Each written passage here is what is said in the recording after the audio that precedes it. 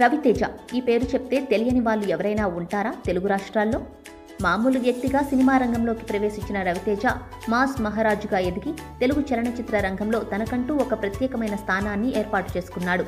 ఇండస్ట్రీలో స్టార్ హీరోస్లో ఒకరిగా ఉన్న రవితేజ ఒక సాధారణ కుటుంబం నుంచే వచ్చారు. ఆయన జీవితం కూడా మనలోలాగానే సాఫీగా సాగిపోయింది.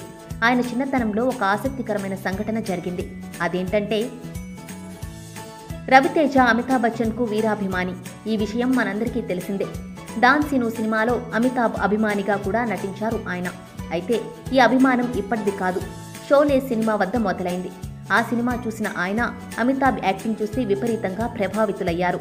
అమితాబ్ని చూసే యాక్టింగ్ మీద ఇంట్రెస్ట్ పెరిగింది. సినిమాల మీద మక్కువ ఎక్కువైంది.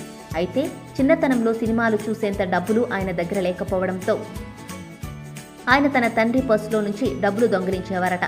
అయితే ఆయనకు రోజు పర్సులో ఎంత ఉన్నాయో చెక్ చేసుకోవడం అలవాటు. రోజు డబ్బులు మాయమవడంతో ఆయనకు అనుమానం మొదలైంది. ఒకరోజు సాయంత్రం బడి నుండి ఇంటికి తిరిగి వస్తున్న రవితేజని గేట్ దగ్గర ఉన్న తమ్ముళ్లు హెచ్చరించారు. నీ విషయం నాన్నకు తెలిసిపోయింది, ఇవాళ నీ పని అయిపోయింది అని. లోపలికి వెళ్లిన రవితేజని వాళ్ళ నాన్న గట్టిగా అడిగాడు, ఎందుకు ఇలా చేశావని. భయంతో వణికిపోయిన రవితేజ మొత్తమంతా చెప్పేశాడు.